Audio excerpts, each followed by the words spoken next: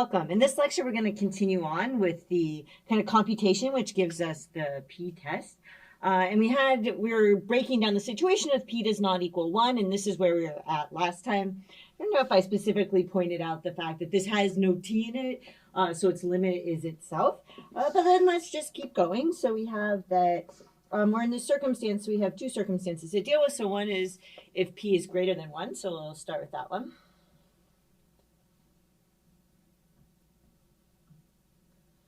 So if p is greater than 1, then the limit as t goes to 0 from the right-hand side, so that this is going to be, so I have t to the 1 minus p. Right, this is the limit that I'm looking at, right? Because what I'm really doing is just focusing on this. We already know what this is, so I just need to focus in on this. So I'm going to get 1 minus p divided by 1 minus p. Oops, this is a power here. Maybe I can make that more explicit by putting parentheses there. Okay, so I'm taking t to that power.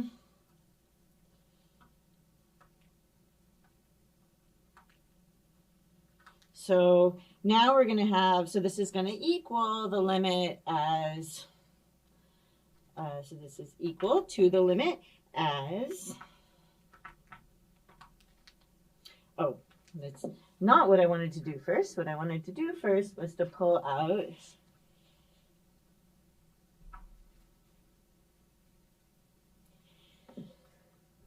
so I wanted to pull out this 1 over 1 minus p. So let's just go ahead and do that. So I want to have 1 over 1 minus p. And then I can take this limit.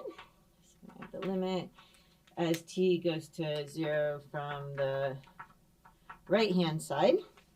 And this is, and then I still have this power up here. So I have this, so I have t to this power of 1 minus p.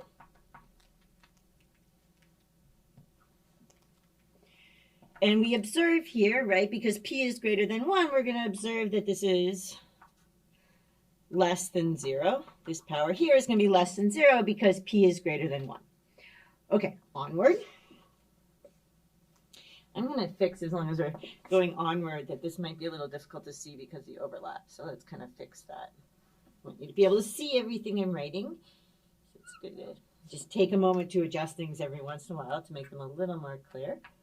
There, I hope that's more clear. That's the exponent on t there. Okay, so then we go, oh, and the other thing that we're going to want to note before we go on is that this is negative, right? Because we have that p is greater than 1. Okay, so both of these are negative. And so what are we actually looking at here? So we have some kind of minus thing that isn't affected by anything. So we have minus coming from here. And now we have something that is very small positive, right? This is approaching very small positive. So we have something very small positive, which is going to a negative power.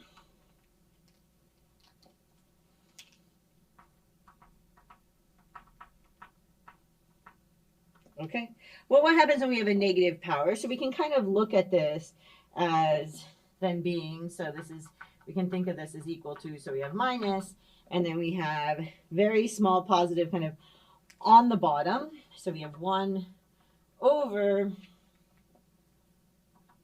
very small positive, just abbreviating that phrase there.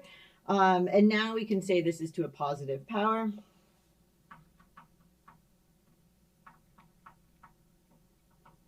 Okay, so if you have something very small on the bottom to a positive power, then this actually creates something very big.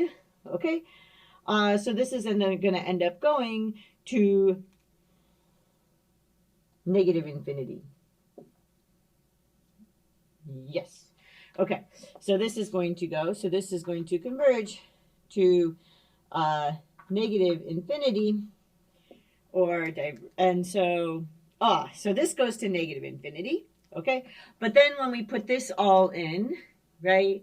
What's happening? We have finite minus negative infinity, so we're going to get plus infinity. So if we go back to this entire limit, then we're going to get, so putting this in over there, we're going to get that the integral from 0 to a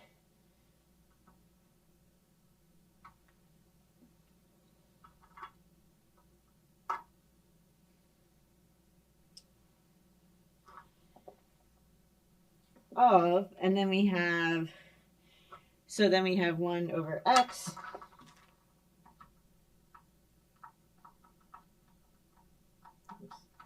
my pen is taking a holiday. So 1 over x to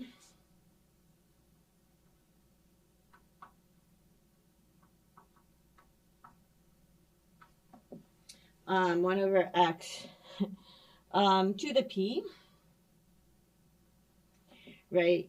Dx is going to equal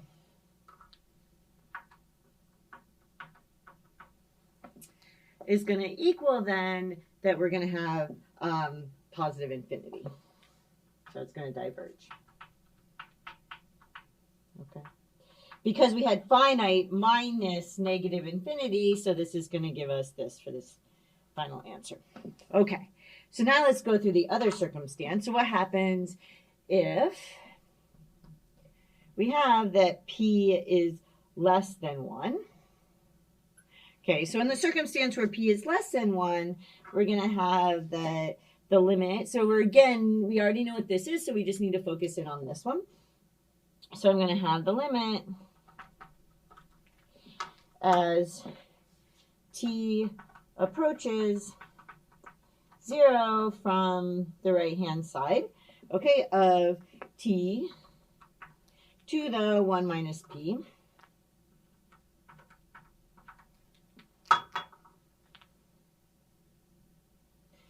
divided by 1 minus p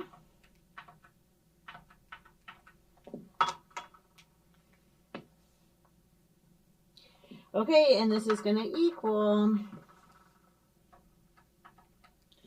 1 over 1 minus p,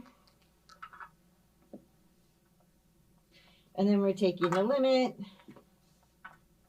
right, as t approaches 0 from the right-hand side, so t is approaching 0 from the right-hand side of, and then we have t to the 1 minus p.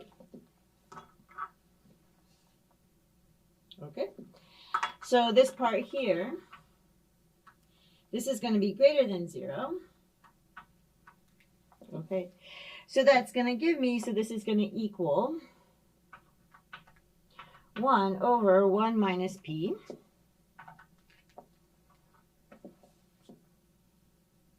and now we've got t very small positive, so t is going to be very small positive, okay, but it's going to a positive power.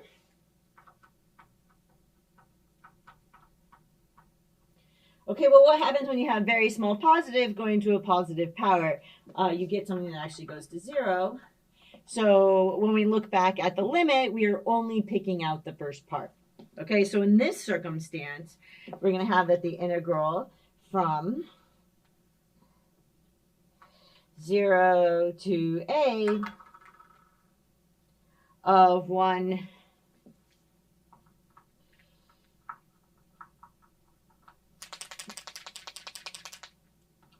of 1. For some reason this doesn't want to work. Let's just use this. Okay. So we have 1 divided by, so there we go, 1 divided by x to the p dx is going to equal, it's going to have this a from there to the 1 minus p. This is a power. To the 1 minus p divided by 1 minus p.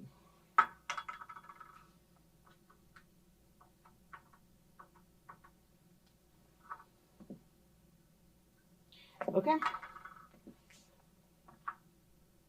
So this one actually converges.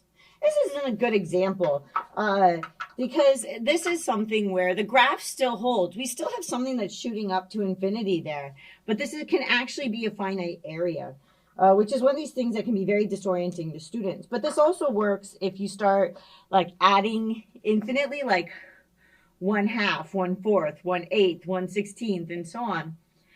You're not ever actually going to get something infinite. So you could go on forever with something.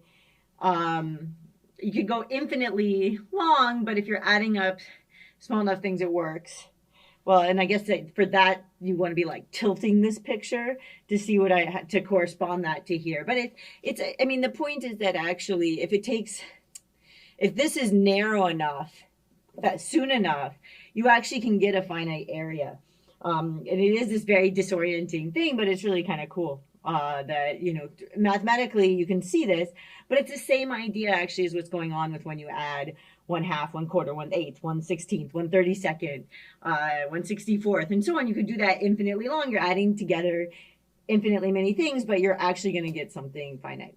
Okay, so I hope that made some sense and was helpful and actually a little cool. And I will see you in the next lecture.